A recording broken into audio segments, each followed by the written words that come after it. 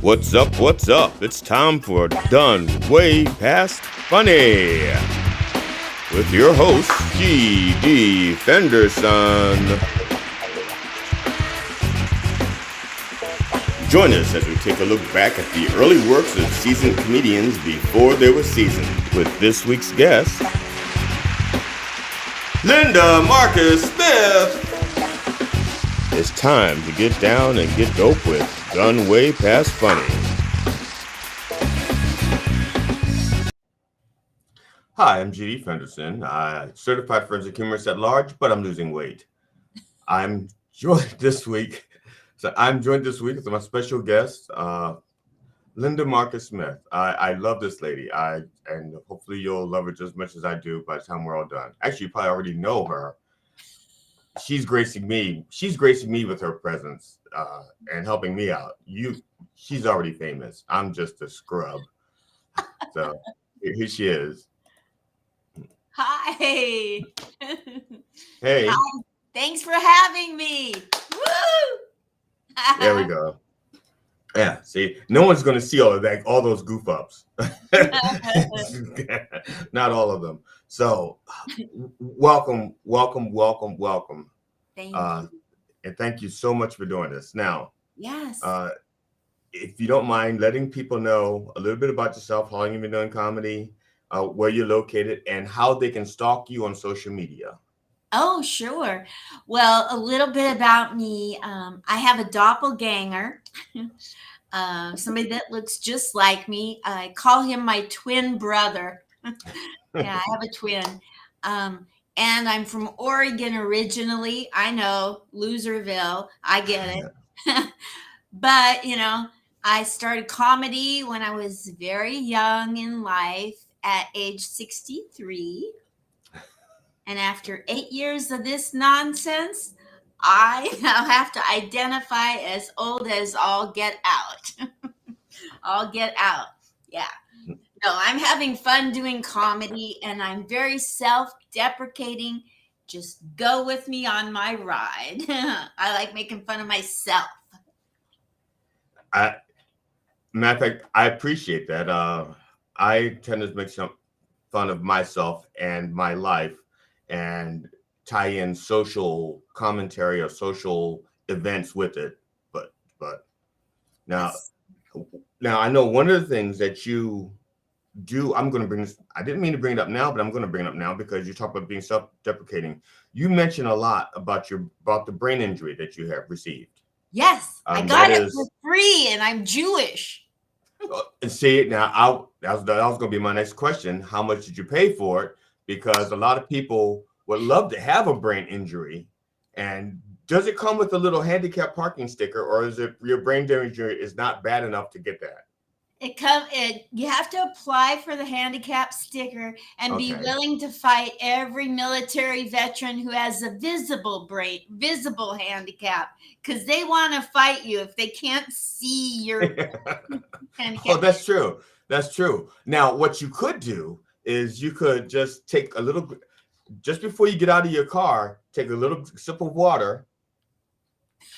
Mm. Mm-hmm. And that way they will see something when they go to talk to you about your spots. You can just drool a little, and then they'll go, "Oh, sorry, thank you for your service." See, so just take a little bit of water and keep it in your car. So when you park, and then when they harass you, just do that. That's a great idea.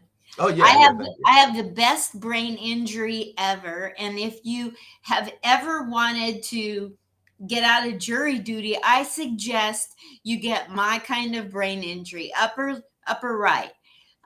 You won't which have low upper right? Which low, parietal or temporal? Like right up here in the front right. Okay, that's temporal. Like on your forehead. Okay, I think that's temporal. Okay. Yeah, more in the front. And I don't have any fear. I'm fearless. I mean, I can't remember shit and nobody cares. Everybody tells you their secrets because they know you can't quote them and no one's going to believe me anyway. So I just make fun of myself. Now, being fearless helps being on stage then, because that's my thing. like you, I've been doing this for 8 years, and I am still terrified just before I go up. And it would be great to not be to be fearless up there. Yes. The downside of not feeling any fear before you go up is once you get done, it hits you. You know, all that adrenaline drops, and you're like, did I make a fool out of myself? Did anybody like it? Because like you're not always, you try to be in the moment, but Right, with a brain injury, you can only be in the moment to a certain degree because you have certain parts of you that can't be in the moment. You know, like I can't really tell. This is just, I've never told anybody. This is an exclusive here. I can't really tell when the joke is really hitting. So I just assume that all the jokes are hitting, and sometimes people think I don't go fast enough. But I'm assuming every joke hits because I can't tell the joke. I can't remember the joke, tell it accurately, and pay attention to if you're laughing. I'm sorry. okay, okay. Now, so now does your injury or does your type of brain injury, does it matter? Does it get worse if you're, let's put it this way, like at my age, when I do comedy at night, I need to take a nap in the afternoon. Otherwise, when nighttime comes, I may as well have a brain injury. So, because I won't remember things that I know for like I've known and done for years, and it's like I can't remember. So, does it make a difference if you're alert or tired? Does your brain injury get worse with those types of things? What works for me is that if during the week before I perform, if I've practiced and made it loose and freshened in my memory, it's better if I take a nap. But a lot of time, here's the deal. You, I've frustrated comedy coaches because they want me to say the same thing every time, and they think I'm not doing the work if it comes out differently, Right, but they don't get my handicap. I right, have a brain injury. I have everything written out and memorized how it's supposed to go. And then I have to be okay if it comes out a little wonky, and I have to stay loose and make that funny. right. And sometimes better stuff has come out because I'm loose about You know something? When I listen to you describe it, I may have a brain injury and just don't know it. it. I mean, I have suffered. I've had 12 concussions, You and qualify. over time now it's like I haven't had a concussion in a long time, so I can actually feel my memory getting better. But for a while, it was like my strong suit was math. I was like a human calculator, and my numbers memory was like off the chain. I mean, people wouldn't believe how smart I was before the concussions. And then the concussions hit, and then once time I actually forgot my address and phone number and everything. Like my wife teases me because she goes, nobody remembers their credit card numbers, their license plate numbers, all that stuff, their license number, not license plate, but their license, credit card numbers, all that stuff. And I had it all memorized. Wow. But You must and have had a lot of fun on Pi Day. well, not anymore. It's because the waistline and then diabetes. So Yeah. it's the pie is not as tasty as it used to be, and so I don't carry it out to all those digits. I just stop at like 3.14. Otherwise, my blood sugar goes way up. So, I, but so your brain injury. Well, did you got it in the military? Obviously, no. No, I got through the military unscathed. I had to come Oh, back to America to get screwed. oh, I okay. Yeah, Now, okay. How did you get it? I was at a stoplight, minding my own business, waiting for cars to leave, and all of a sudden, I'm catapulted through the intersection, and I'm going in circles, and I hit a telephone pole, and I thought, why in the world did I do that? And I didn't know I didn't do it. I got hit. A truck came off the freeway with no brakes down to where I was at, and he had no brakes and he was going for broadside, which would have killed me. But at the last second, his brakes kicked in and he hit the back end of my 1977 Old Cutlass Supreme Brougham Oh, boat. those are good cars. They're like steel. Yeah, Yeah. So if those are, you had a modern car, you'd have been a goner. yeah. When I got done, that car was toast. It looked like Mm. E.T. had come down and eaten it. And I was loopy. I mean, I was going to a motel a block away, and I knew exactly how to get to the motel until I got hit, until the car got hit. And I'm looking at the Motel 6 sign, and I can't figure out how to get there. It's a block away. That's Mm. what I was dealing with instantly.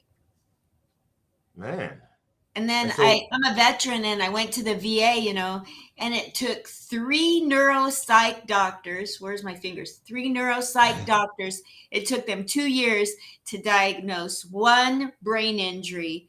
And I'm wondering, maybe between the three of them, they qualified to have one brain injury between them. How could it take that long? I knew instantly, and I had the brain injury. well, see now in their probably in their defense, they probably specialize in different parts of the brain.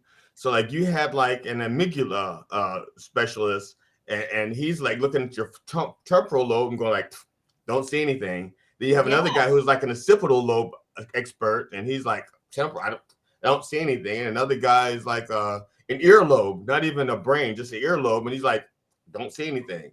one So of them just loved Lisa Loeb. yeah, that's it. Yes, that's exactly what it is. So they're just different. They had just different lobe experience, and so they couldn't. So it was just the luck of the draw. Yeah, Yeah, that's what it yeah. is at the VA. Luck of the draw. So, oh, so I to be honest, I had just assumed that you got your brain injury in the military, I and want people to assume that. It makes me look better. oh, you could not possibly look better. I Thank you. mean, I mean, what? I mean, you are this is what I wrote down as my question. I'm going to read it. Usually, my questions are like notes, and then I reword them. But this is what I wrote down.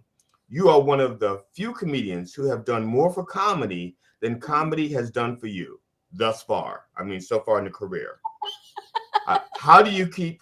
Well, I mean, because Is this a compliment? it is. I mean, no, because you've done more for comedy than comedy has done for you. I mean, because you had a lot of people who see. I didn't finish the question. It was like, well, how do you keep the spirit of the comedy community when most of the industry are like crabs in a barrel? See, because you are very bubbly, you are very giving of your time. And you have done, you've interviewed how many people again? 1012.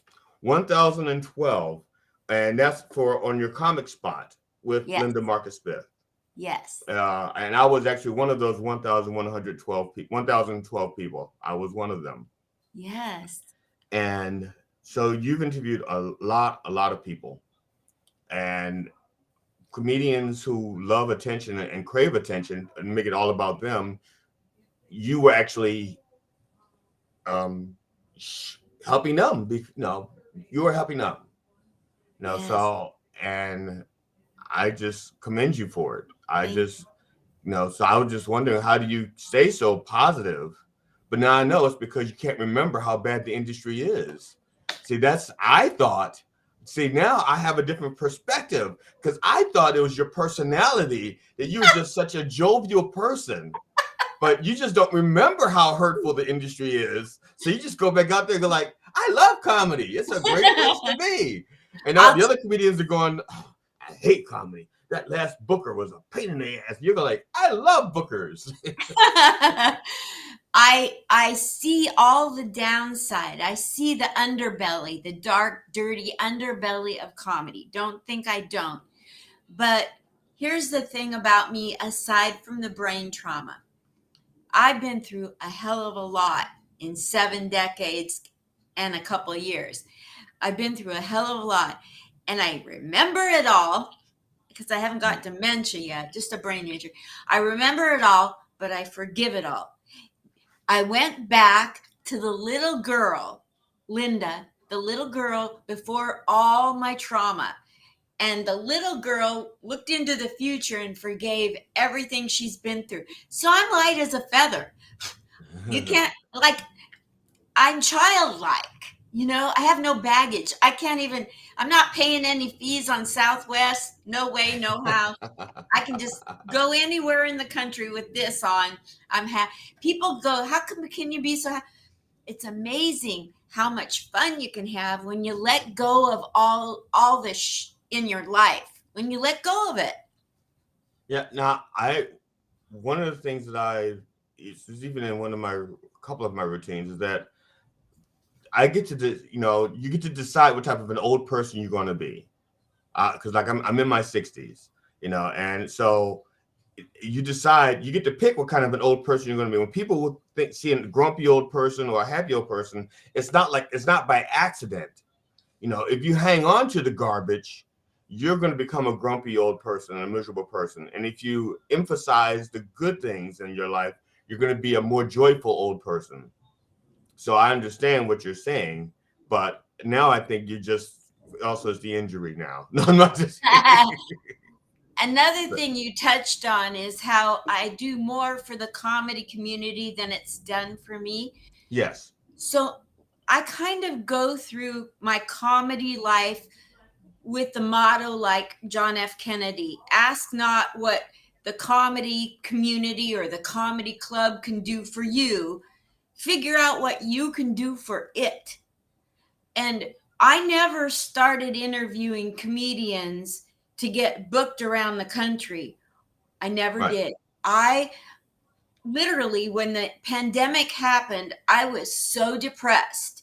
And so I got on Zoom and I contacted comedian Ms. Arkansas, who we both love. We were both depressed. You could see that we were both depressed. And after we talked a while, our spirits lifted. You could see instantly that it cheered us both up talking. And I thought, well, I don't know how long this pandemic's going to last, but I'm going to get on here and talk. Comedians are known for killing themselves. Am I right? Oh yeah. Oh yeah. Yes. And Yes. the pandemic could make people want to kill themselves. So I felt like our community was at risk being told that we were not essential. So I wanted to check in with everybody like a nosy neighbor. I wanted to do that for the comedy community, and they responded back by letting me interview them. And then the world saw me cheering people up, and then out of that just came more and more interviews. That's all it was. Yeah, because I'm trying to think who I was. I'd seen one of your interviews first, and I think I can't remember, you were looking for people, and I offered myself up on a sacrificial lamb, but I can't remember now. It's been a while, but You'll have so to come back on. I'm way better as an interviewer. I'm better than Barbara Walters right now because oh, she's the what you are. Well, another thing that you also had in common with Kennedy was that he also suffered a brain injury, but you recovered from yours a lot better than he did. So someone's like going, too soon? No.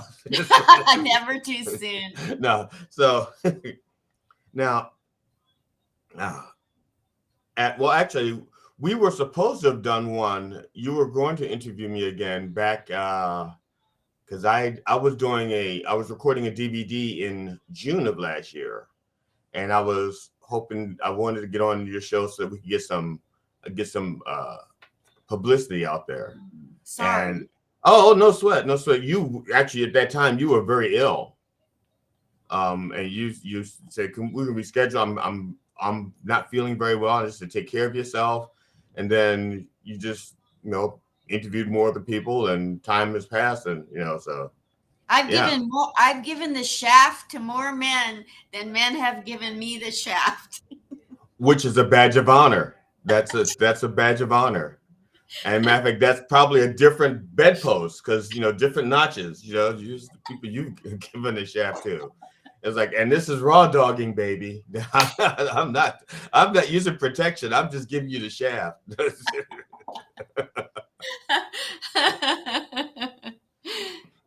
uh, Now, before I go along to the clip that you sent me, do you remember where it was taken? So can you tell me about the clip?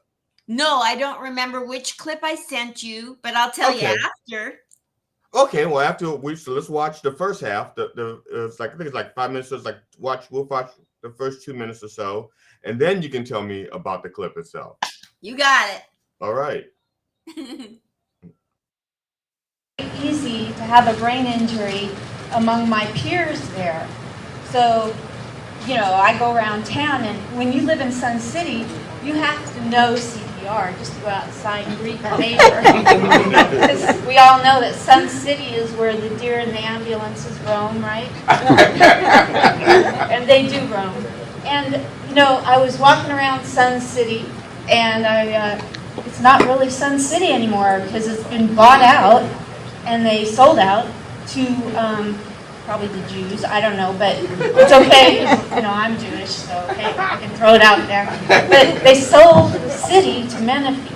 So now get this: in Sun City, those people riding around in the golf carts, if they meander out to the freeway, they think they're in Sun City, and they're looking how to get back home, but the freeway says Menifee, so they're never going to get back.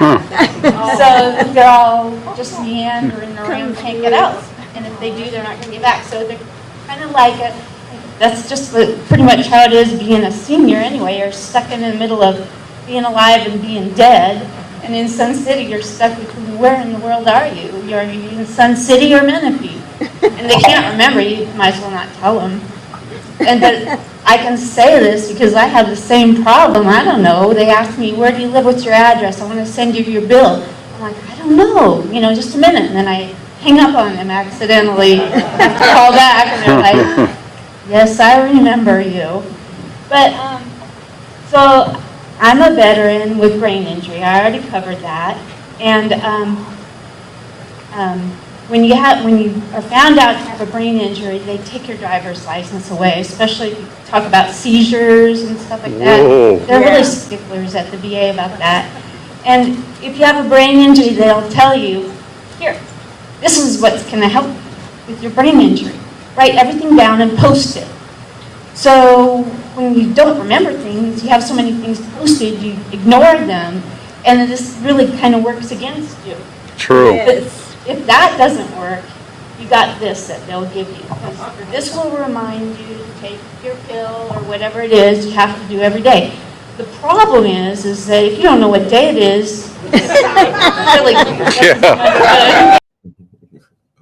I I thought that was so funny. And you was holding the little. See, some people can't see it, but it's like a little pill dispenser, and it has a letter of for each day of the week on it. So it has like an S, an M, a T, W, T, H, F, and S on there, and it's supposed to remind people which pill to take on which day. And I just love the fact that you're saying, well, look, if you don't know which day it is, screw this. It doesn't help it.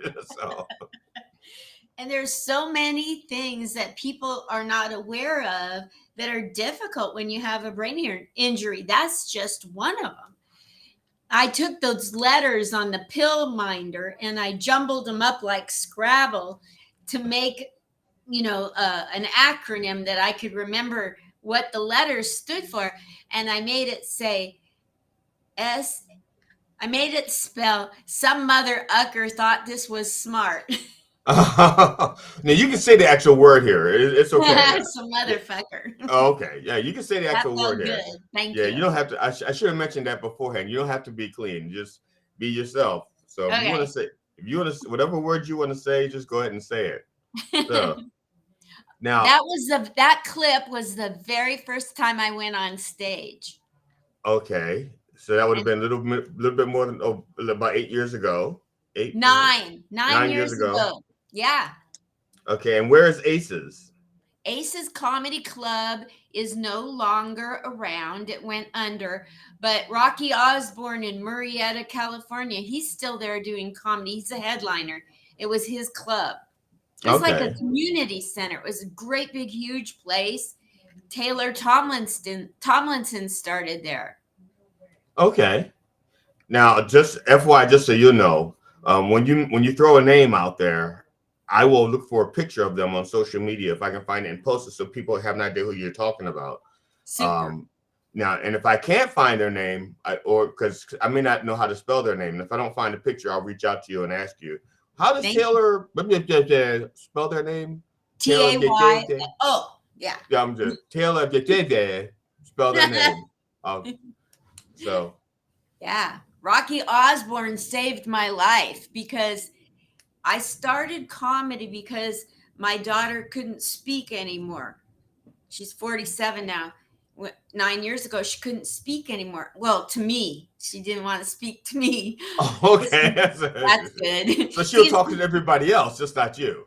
Yeah, Okay. she can speak about me, but not to me. And I didn't want to live without my daughter in my life. True story. So I called up the comedy club and I said, "Hey, Rocky, I don't want to live without my daughter.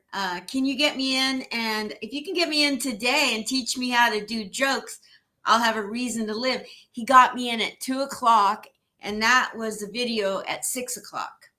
Wow. So 4 hours. Okay. Mm-hmm. See, because I really, when you did this, I thought you were going to say, "Hey, Rocky, watch me pull a rabbit out of my hat." No, so I was waiting for that. So I was waiting for your Bullwinkle impression. Hey, Rocky, can I get some time tonight? I'm going to try that. So was that in Oregon? Where was that? Where's the? That was where Marietta. I was Marietta? born and raised in Portland, Oregon. Okay. And I traveled the continent with my daughter, who was a model. We wound up in Marietta, California. Don't ask me why. At the end of her modeling career, and we lived there. And yeah, so that was in Marietta, California, where I got on stage for the first time.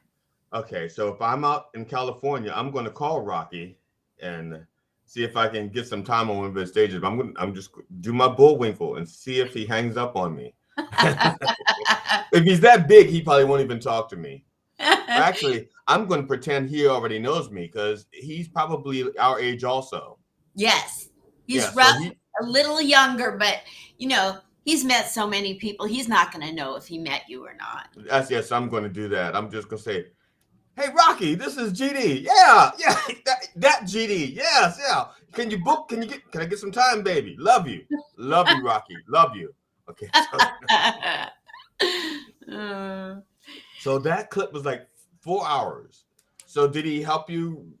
What you do writing? He helped you punch it up, or you just sat out and did the?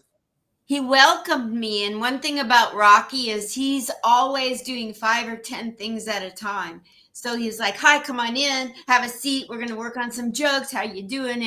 And then he goes, "Okay, Christopher." There was a Christopher Keith Tyler there. He says, "Okay, help her with some jokes." So Christopher Keith Tyler is like, "Okay, I'm going to have you for 5 minutes. Then you're going to go over there and sit with that comic for 5 minutes." And they heard a little bit about my life and turned it into jokes.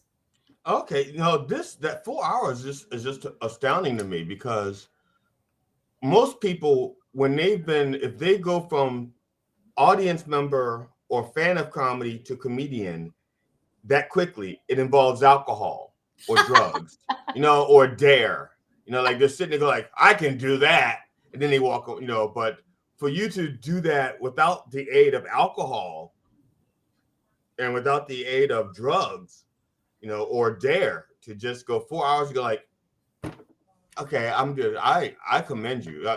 I commend you because there's no way. I think I prepared 5 or 6 days for my first time going on stage. Wow. As a comedian. I got lucky because there were some good comedians helping me have some jokes about my life. Hi, I'm GD Fenderson, certified forensic humorist at large, but I'm losing weight. You've just watched part 1 of our interview with comedian Linda Marcus Smith. Join us for part 2, and when you do, bring a friend.